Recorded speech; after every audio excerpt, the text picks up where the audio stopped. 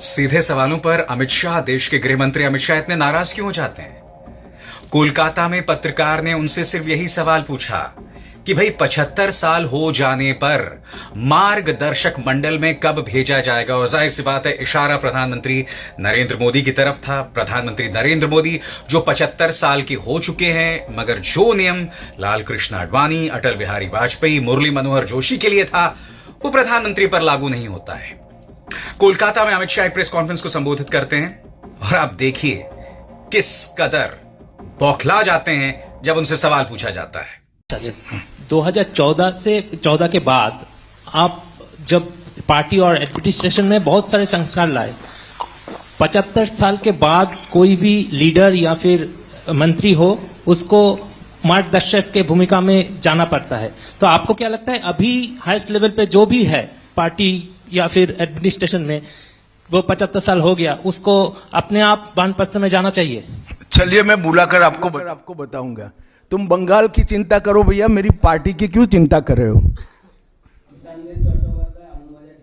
जाहिर सी बात है दोस्तों, आम इंसान और प्रधानमंत्री नरेंद्र मोदी के बीच का फर्क तो हमेशा से ही रहा है। भारतीय जनता पार्टी के आम कार्यकर्ता और प्रधानमंत्री नरेंद्र मोदी के बीच में भी जमीन आसमान का फर्क है।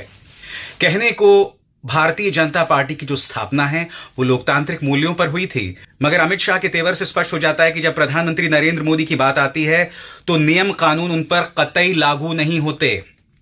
और ये अपने आप में बीजेपी की बड़ी हार है, बुरी तरह से एक्सपोज है। मैं फिर आपसे सवाल पूछना चाहता हूं, कांग्रेस की आंतरिक राजनीति के बारे में भारतीय जनता पार्टी बहुत टिप्पणी करती है, गोदी मीडिया बहुत टिप्पणी करती है। हाल ही में भारतीय जनता पार्टी के कार्यकारी अध्यक्ष बनाया गया था नितिन नबीन को। क्या हुआ था उस मामले में? क्या किसी ने कोई सवाल पूछा कि भाई किस आधार पर उन्हें चुना गया है? ये तमाम मुद्दे हैं ना। क्या कोई चुनाव हुआ था? मगर कांग्रेस से लगातार सवाल किया जाएगा, भाजपा से कोई सवाल नहीं हो सकता।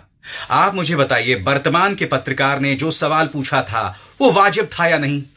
तो ऐसे में अमित शाह के बौखलाने की क्या वजह थी कि आप बंगाल पर फोकस कीजिए? अरे पत्रकार पत्रकारिता पर फोकस करेगा, आपको इसमें इतनी तकलीफ क्यों है अमित जी?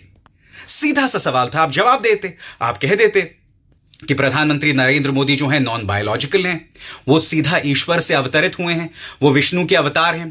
क्योंकि यही बातें तो आपके पार्टी के नेता, चाटुकार, आपके चाटुकार लेखक, फिल्मकार यही तो बताते रहते हैं ना कि प्रधानमंत्री विष्णु के अवतार हैं।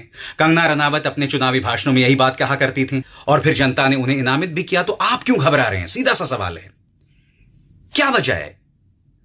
और इसी प्रेस कॉन्फ्रेंस में उन्होंने जाने अनजाने में कांग्रेस की तारीफ कर दी। सुनिए कैसे। बंगाल का इतना आर्थिक पतन कभी नहीं हुआ। कम्युनिस्टों के शासन के पहले, तृणमूल के शासन के पहले प्रति व्यक्ति बंगाल की आय राष्ट्रीय औसत से 127% ज्यादा थी। 127%। देश में नागरिक 100 रुपया कमाता था तो बंगाल में 127 रुपया कमाता था। आज देश का नागरिक 100 रुपया कमाता है तो बंगाल का नागरिक 73 रुपया कमाता है। ममता जी, आपको इसको जवाब देना पड़ेगा। उत्तर प्रदेश पुलिस की तारीफ की जानी चाहिए। आप जानते हैं गाजियाबाद में क्या हो रहा था? गाजियाबाद में हिंदू रक्षा दल के कुछ कार्यकर्ता दुकानदारों में जाकर तलवारें बांट रहे थे। सही सुना आपने, वो तस्वीरें मैं आपको नहीं दिखाना चाहता हूं। तलवारें बांट रहे थे। पुलिस हरकत में आई और कुछ लोगों को गिरफ्तार किया। खबर आपके स्क्रीन पर। गाजियाबाद में घर घर जाकर तलवारें बांटने वाले हिंदू रक्षा दल के 10 कार्यकर्ता जेल भेजे गए। कपिल कुमार, श्याम प्रसाद, अरुण जैन, रामपाल, अमित सिंह, अमित कुमार, अमित अरोड़ा, मोहित सिंह, देवेंद्र बघेल, उजाला सिंह से 8 तलवार बरामद हुई है। तलवारों का प्रबंध HRD अध्यक्ष पिंकी चौधरी ने किया था। और जैसे कि आप ये वीडियो देख सकते हैं, जिसे पत्रकार सचिन गुप्ता ने अपने ट्विटर हैंडल में पेश किया है, यहां पर उन लोगों को भी दिखाया गया है जो गिरफ्तार हुए हैं। पुलिस तो एक्शन ले रही है दोस्तों, मगर आपने गौर किया होगा राजनीतिक नेतृत्व पूरी तरह से खामोश है। मैं समझना चाहता हूं क्यों मुख्यमंत्री आदित्यनाथ खामोश हैं, क्यों प्रधानमंत्री नरेंद्र मोदी खामोश हैं।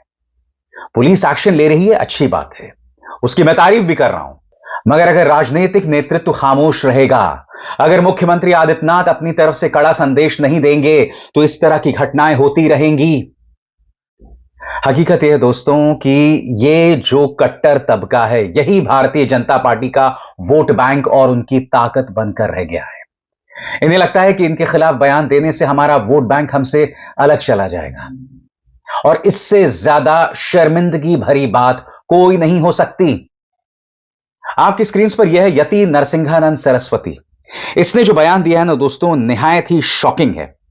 यहां पर यह कह रहा है कि तलवारें बांटने से कुछ नहीं होने वाला, अब हिंदुओं को आत्मघाती दस्ते बनाने चाहिए, हिंदुओं को बजरंग दल जैसे संगठन छोड़कर आईएसआईएस जैसे संगठन बनाना चाहिए। यह आदमी खुलकर बोल रहा है, खुलकर बोल रहा है। अगर यति नरसिंहानंद सरस्वती की जगह कोई मुसलमान होता तो उसको 10 साल के लिए ये लोग जेल में डाल चुके होते, बगैर सुनवाई के, बगैर चार्जशीट के। यह आदमी कह रहा है कि आईएसआईएस जैसे आतंकवादी संगठन, आप जानते हैं आईएसआईएस क्या है? आईएसआईएस इस दुनिया का सबसे खतरनाक आतंकवादी संगठन है और यह आदमी इस तरह के बयानात दे रहा है। राजनीतिक नेतृत्व क्या कर रहा है मैं समझना चाहता हूं। पुलिस एक्शन ले रही है, मगर आप जानते हैं कि यति नरसिंहानंद सरस्वती जैसे खतरनाक शख्स के खिलाफ एक्शन लेने से पुलिस भी कतराने वाली है। यह व्यक्ति इससे पहले हिंदू बहु बेटियों का अपमान करता रहा है, यहां तक कि इसने भारतीय जनता पार्टी के नेताओं और वहां की नेत्रियों को भी नहीं बख्शा कि भाजपा की नेत्रियों को न जाने क्या क्या करना पड़ता है संगठन के अंदर। मैं फिर आपसे पूछना चाहता हूं, ऐसे व्यक्तियों का क्या इलाज है भाजपा के राजनीतिक नेतृत्व के पास जो इस बात का ऐलान कर रहा है कि हमें आईएसआईएस जैसे आतंकवादी संगठन बनाने चाहिए? सोच के भी सिहरन पैदा होती है दोस्तों। जो युवा इनके भटकाव में आकर ऐसे कदम उठाएंगे या जो आशंका जतलाई जा रही है, आपको अंदाजा है कि कितना बड़ा सुरक्षा को लेकर खतरा है, किस कदर अराजकता को बढ़ावा दिया जा रहा है। और फिर गोदी मीडिया क्या कह रहा है आपकी स्क्रीन पर ये देखिए। जंग हो या व्यापार, मोदी लगाते हैं बेड़ा पार। देखिए व्यक्ति विशेष, पापा की परी कहती है, बजता भारत का डंका, देश की मजबूत नेतृत्व क्षमता। देश का जो नेतृत्व है ना, वो सुविधावादी नेतृत्व है, यानी कि सीमा में घुसपैठ होगी तो ममता बनर्जी पर दोष मढ़ेंगे। बीएसएफ इनके अंतर्गत है। ममता बनर्जी के सामने इस कदर बेबसी का इजहार किया था अमित शाह ने, और आप कहती हैं कि देश का बजता डंका नेतृत्व क्षमता। मोहतरमा, मैं आपका ध्यान खींचना चाहता हूं इस खबर की तरफ, गौर करें। देश के सबसे स्वच्छ शहर इंदौर में दूषित पानी पीने से 5 लोगों की मौत, 40 से ज्यादा बीमार। सीएम ने 2 अधिकारी सस्पेंड किए, तीसरे की सेवा समाप्त। 3 सदस्यों की जांच समिति बनाई गई। मृतकों के परिजनों को मुआवजे की घोषणा। मंत्री कैलाश विजयवर्गीय ने इलाके का दौरा किया। सरकार ने आधिकारिक तौर पर 3 मौतों की पुष्टि की है। जिन शहरों में दूषित पानी से लोगों की मौतें हो रही हैं, ये क्या कह रहे हैं कि देश के नेतृत्व का डंका बज रहा है, देश का डंका बज रहा है। जब यति नरसिंहानंद सरस्वती जैसे लोग जो हैं जहरीले बयान दे रहे हैं, आईएसआईएस जैसे आतंकवादी संगठन बनाने के लिए कह रहे हैं, जब तलवारें बांटी गईं उस पर पुलिस ने तो एक्शन लिया, मगर साहब मजाल है राजनीतिक नेतृत्व एक भी बयान देता। आज कुछ गोदी मीडिया के सिरमौर जो हैं, देश में जो घटनाएं हो रही हैं उस पर चिंता जाहिर कर रहे हैं। क्या आपको अंदाजा है कि आपका अपना क्या किरदार है भारत जो आज इस मोड़ पर है? सुनिए रजत शर्मा क्या कहते हैं। यह साल इतने शर्मनाक तरीके से विदा होगा ये कभी सोचा नहीं था।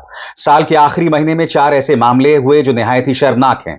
देहरादून और थिरुवल्लुर में हमला करने वाले नशे में धुत थे। इसी महीने ओडिशा में 2 प्रवासी मजदूरों की पीट कर हत्या कर दी गई। केरल में 31 साल के युवा को बांग्लादेशी कहकर मार दिया गया। इस पर ये लोग चिंता जतला रहे हैं। मैं आपसे एक सवाल पूछना चाहता हूं, ये जो गोदी मीडिया है इसका क्या किरदार रहा है इसमें? क्या आप इस बात से मुंह मोड़ सकते हैं?